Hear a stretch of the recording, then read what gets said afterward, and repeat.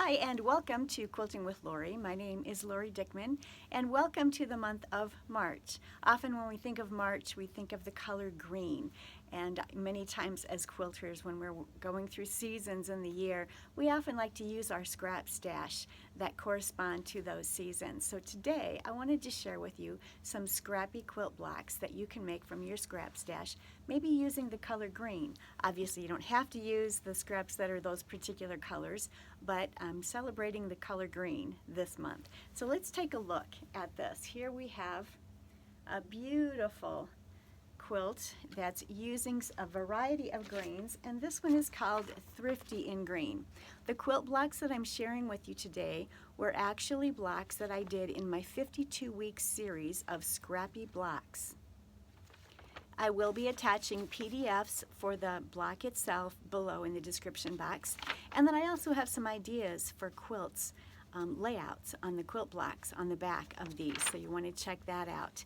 And I am going to link the actual how-to video tutorial from when I presented this a year or two ago, so that you can see exactly how to make these really fast and easy blocks. This Thrifty in Green actually uses 4.5-inch squares and 2.5-inch squares. Or if you have a lot of 2.5-inch jelly roll strips, you can use those as well. The second block that I'm going to link so that you'll have the tutorial on that is Colorado in Spring. It's a great block, and I loved making it in green last year. I think you'll enjoy it as well. Variety of greens, lots of scraps. And of course, like I said before, you don't have to make these blocks in green. You can just make them completely scrappy using lights, mediums, and darks. This block uses 4-inch squares, and it's all half square triangles.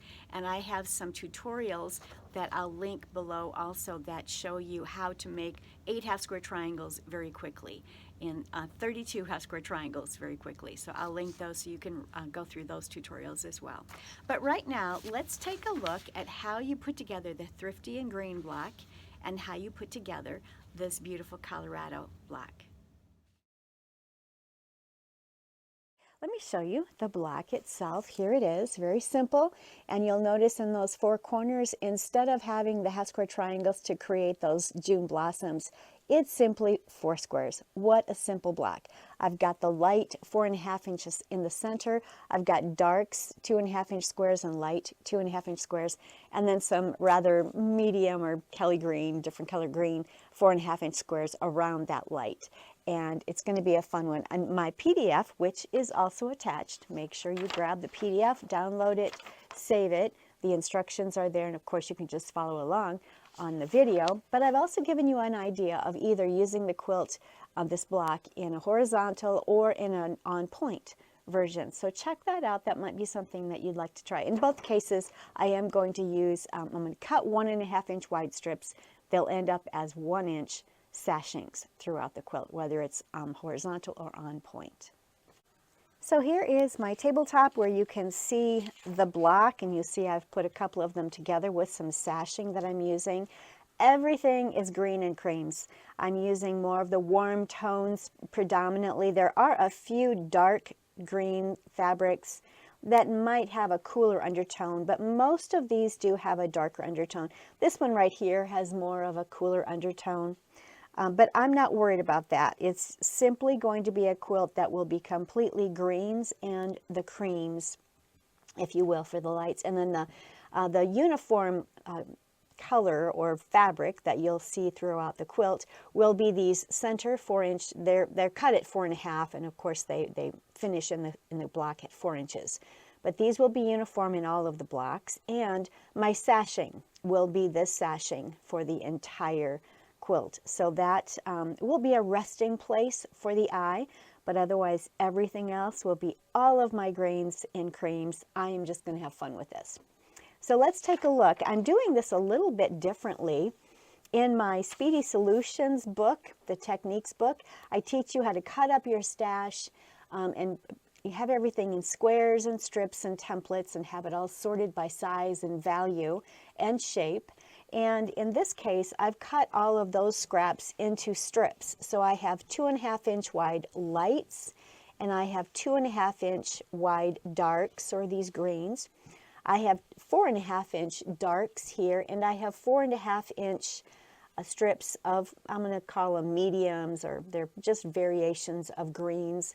Some of them are lighter than others, but they're mostly just greens, and I've subcut them into 4-inch squares. I do have this fabric, and these are 4.5-inch squares for the center. So that's what I am using for this particular black. I think I may have just mentioned that these were 4 inches, but these are actually 4.5-inch squares. I cut 4.5-inch strips and subcut them into 4.5-inch squares. I just wanted to clarify that.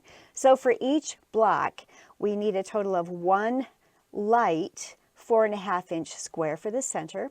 We need a total of 4 medium, I'm calling them, although some of these are actually darker, but they're 4.5-inch squares, and these are all green in my case. You might want to do yours in brights or just a real scrappy black, whatever you choose to do, but mine are green.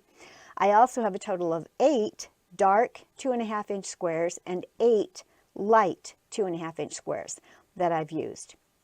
Maybe you'd like to do all of yours like maybe a black throughout the center and colors throughout the rest. Have fun with it. This is a great block. Just use up your scrap stash. Make a beautiful quilt. Make it horizontally or on point, as the PDF had given you some ideas, but just have fun using up your scrap stash. So let me show you how this goes together. Very simple. It's simply 4 patches in the corners, and then we're putting them together in 3 rows. I do like to lay out my pieces on the right next to my sewing machine as I web them together, and then I'm going to sash them all. In front of me here, I have the black laid out, and you'll notice that I have done my 2.5-inch squares, or my 4 patches, a little bit differently because I've cut all of these in strips. We can use the technique, and I'm sure you've done this before, but I've sewn a light to a dark. Let me show you that here. Light strip to a dark strip. And that's what I'm going to be using to make my 4 patches with. And what I have done, you can certainly just press your seam allowances toward the dark. That makes it a little bit easier for matching it up. I did go ahead and press my seams open on both cases, and then I'm going to match these up right sides together, but I'm going to put the dark to the light and the light to the dark. And I am going to match up my seam allowance down the center. And an easy way for me to do that is just kind of look at it as I lay it here. If you pressed your seam allowances to the dark, you'd be able to butt it up. It would nest beautifully, and you could feel it with your finger. I can actually feel it with my finger right now that they are lined up. Then what I can do is simply take my 2.5-inch ruler, and here I've got a 4.5-inch ruler. I'm going to use a 2.5-inch line, and I can go in 2.5 inches and subcut these into strips, which is what I have done here. And so they came off just like that, and I opened them up for you here on this table. But that's how they would nest. I could sew them together and have my 4 patch without even taking them apart. So when you subcut them like that, you've got all of these wonderful little squares or 4 patches that are matched up and ready to be sewn. So what I'm going to do at this point is go ahead and sew my 4 patches. And oops, I have some of these in here incorrectly. Make sure when you lay them out that you lay them so that the darks are in the center. The darks have to be in the center. And I didn't have that correctly, so there, I've fixed it. All of my darks are now toward the center. And I'm going to go ahead and sew my 4 patches, then I'm going to sew the black together. All right, so just like last week, once the 4 patch corner units are put together, and last week I guess they were rosebud corner units because you had some half square triangles in there, but in this case they're just 4 patches. Make sure that you press them and then square each of them up to 4.5 inches. They must be 4.5 inches so they match up with the rest of the black. Then I'm going to go ahead and web this together, and I'll have my black finished. I'll be able to press it and square it up to 12.5 inches.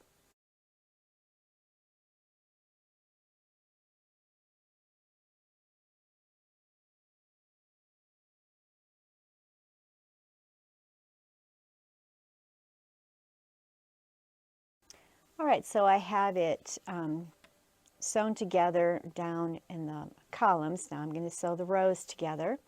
And be careful as you're sewing these 4 patches. I almost got one of these 4 patches turned around with the white square was in the corner. So make sure you're aware of that and make sure that you sew it. Unless, of course, you want the squares to go together where the lights are in the center. That's totally up to you. This is your block. Have fun with it. So now I'm going to go ahead and pin this and nest the seam allowances and get these rows together. And then I'm going to press it and square it up to 12.5 inches. So here's the block. I have it finished. I've got the 4 corners, the corner units done, and the greens and the light in the middle. I have pressed it and squared it up to 12.5 inches. On my blocks, you'll notice that I've used, where I indicate on the PDF to use mediums, I've used all of my greens. So I did initially separate my greens in 4.5 inch strips, which I kind of considered mediums, and then I also had some darks, and basically they're all pretty much dark. I used every single one of them as I'm going through this. So you can have fun with this. You might want to do a red and white or a blue and white or just every scrappy color. Maybe you want the center of yours to be black, where this will actually be a dark uniform color like that. Maybe you'd like it to be bright. Maybe you'd like to do primary colors. There's so many different variations, so many ways that you can use this block and make a gorgeous quilt from your scrap stash. In my case, I wanted to simply use up as much of my greens as possible. And you'll see here that most of my green, or the creams, as well as the greens have an undertone of a warmth. It's got a warm undertone. There's a few of my dark greens that have a cooler undertone, but predominantly it's a warm undertone for the whole quilt. I do plan to sash my quilt with this. It's sort of a warm cream with a bit of a green, kind of a grayish green, if you will, print on it. And that will be my sashing throughout the quilt. I haven't decided yet if I'm going to have this quilt horizontal or on point. Possibly on point. It will depend on if I have enough of this fabric for the setting triangles. We'll see how that works. I just am enjoying being able to use up many of my greens. We cut and organize our stash so that we can use our stash to make beautiful quilts. So I'm hoping that's what you're all doing as well.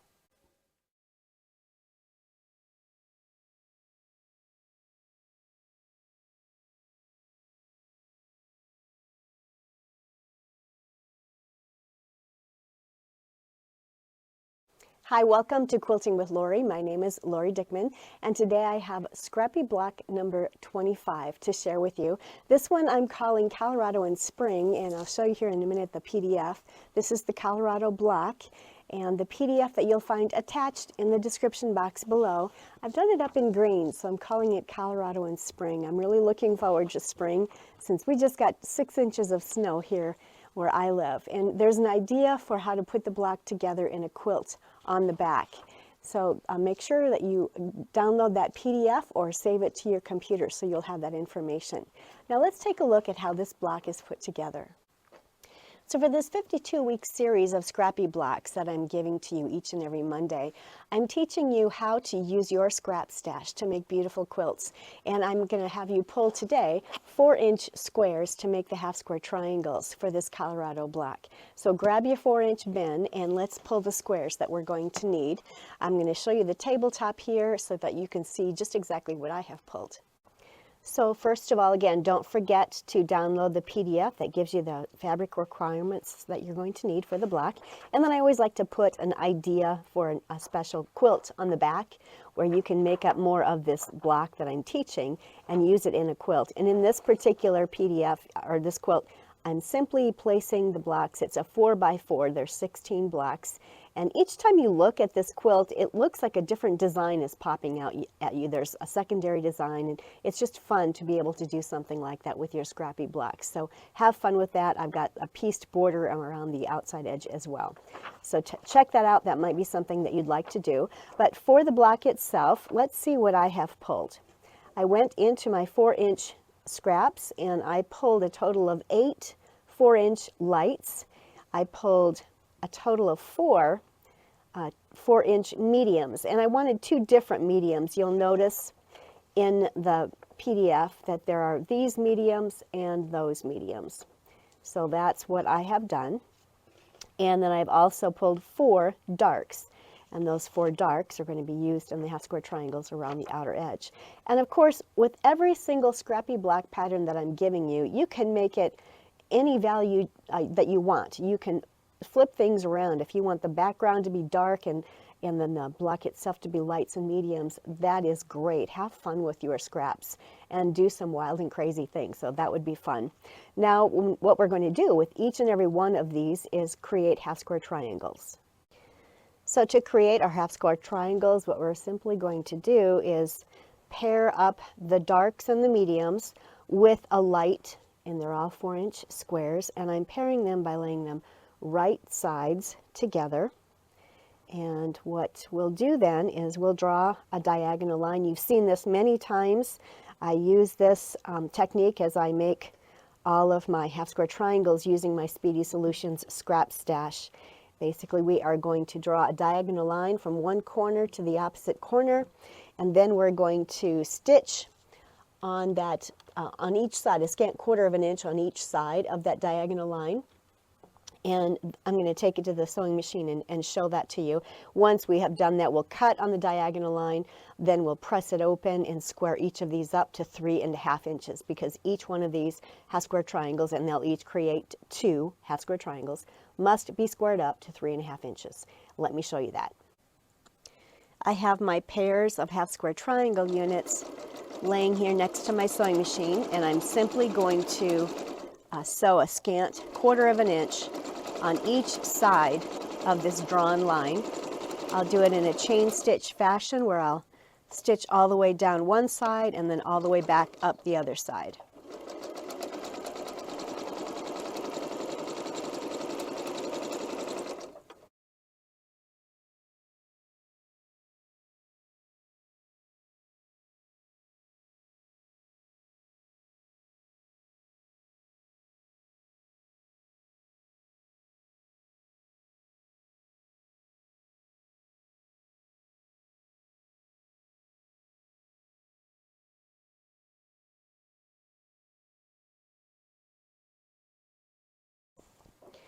Now, as you've seen me do this many times before, I like to trim by cutting from stitching line to stitching line across those corners, and that just helps to eliminate excess bulk. It's getting rid of some dog ears on each side.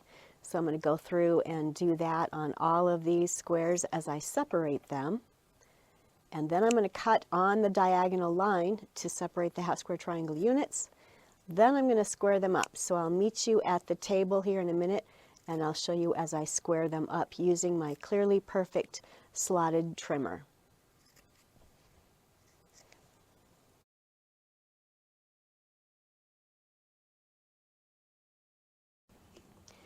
So I have cut many of these. I've squared them up already to 3.5 inches. I am using my Clearly Perfect slotted trimmer. I'm using trimmer A, and I am trimming them up using the 3.5 inch line. So I'm matching up that stitching line there to the stitching line on the block itself, or the half square triangle.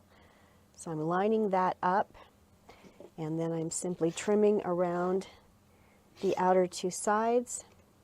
And then what's really great about the Clearly slotted trimmer is you can actually get rid of the dog ears. There's these little slots on each side, and it allows you to get rid of the dog ears, which is great. So that is the Clearly slotted trimmer. You can use whatever square up ruler you might have. I just got this one at Christmas, so I have been enjoying using this trimmer. And then let me show you again how the corners can be squared up. Got rid of the dog ears. There we go.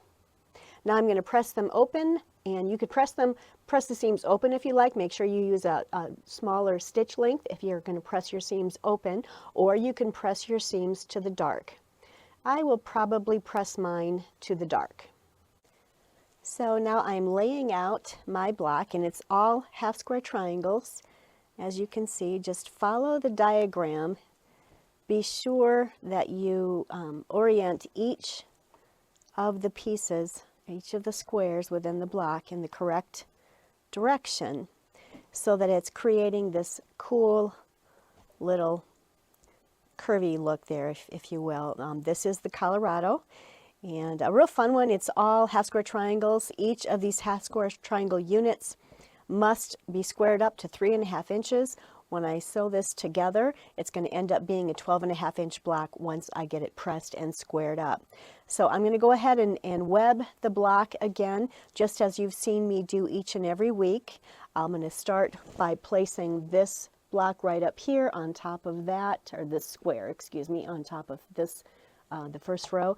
Sew that and just continue on down, and then I'm going to add the third row to that and then the fourth row to that, and then each of these columns will actually be webbed together and connected with threads, and then I will web the rows, and I'll do that in fast motion for you.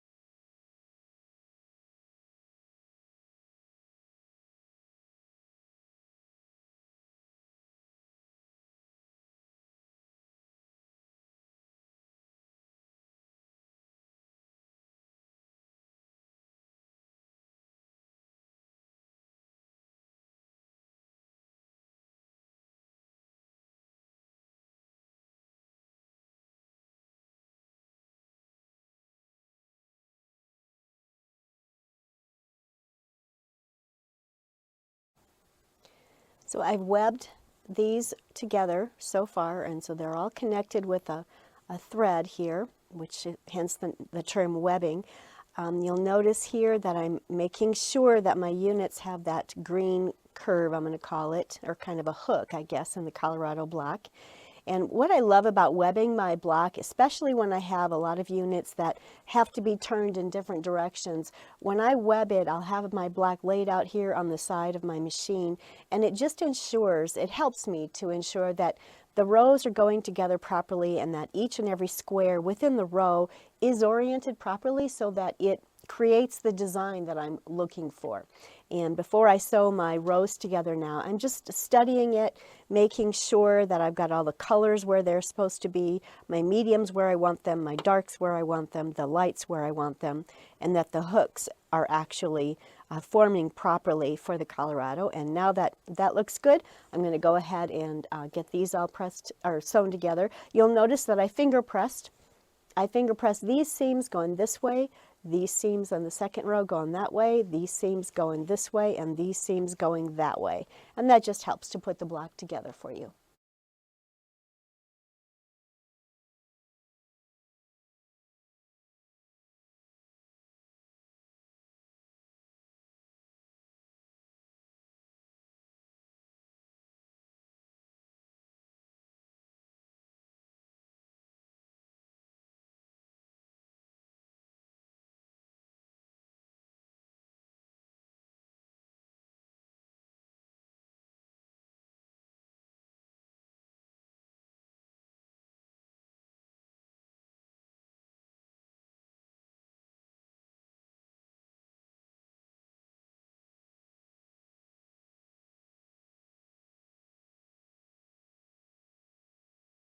Here is the Colorado in Spring block. I've pressed it and I have scored it up to 12.5 inches. I really love it. I can't wait to make some more of these. I hope that you'll make this particular block as well as many more of these, or add them with a couple of other blocks from my 52-week series and make a great sampler quilt. I hope you enjoyed learning how to put those blocks together, and maybe it's a review for some of you who got to see all of my 52-week series of blocks. If you haven't yet seen that 52-week series of tutorials, you'll want to check out the playlist. I have that playlist included below in the description box. and you can watch all 52 of them. There are PDFs under each and every one of those YouTube videos so that you've got the PDF that you'll need. I think next time what I'm going to share with you is how to do the around the square block as well as the kitty in the corner. And I had done mine in some beautiful greens. So I think we'll do those 2 blocks next time. Maybe next week I'll have that ready for you, and I think you'll enjoy that. The quilt behind me on the wall is my Lady of the Lake Scrappy quilt, and I will be doing some tutorials on that as well. I do have that pattern available out on my website. I'll link that pattern below. But there are 2 blocks involved in that quilt, and it's a really wonderful, fun quilt to make, so I'll show you how that one is done. And then, of course, you see the fabrics here on the table behind me, as well as the horse photo. I'm going to be starting my mystery quilt class on Monday night, March 11. If you haven't registered for that, head out to my courses on my shop, and you can register for that. It's a free Zoom class, and that's the colorway that I am going to be using. In fact, I'll just quick bring it over here for you. This is from the picture in my granddaughter's room here at, it's our guest room for her when she visits, and these are the fabrics that I have chosen, the colorway that goes with it. And so that is what I'm going to be using for my mystery quilt class, and it's going to be a lot of fun. It's going to be a full-size 90 by 90 inch quilt for this particular mystery quilt class. It's 4 classes. March 11 is when it starts, and the last class is April 1st. They are at 7 p.m. Central Standard Time, which is Chicago time. So you'll need to Google and find out what time the Chicago time is for you, wherever you happen to live.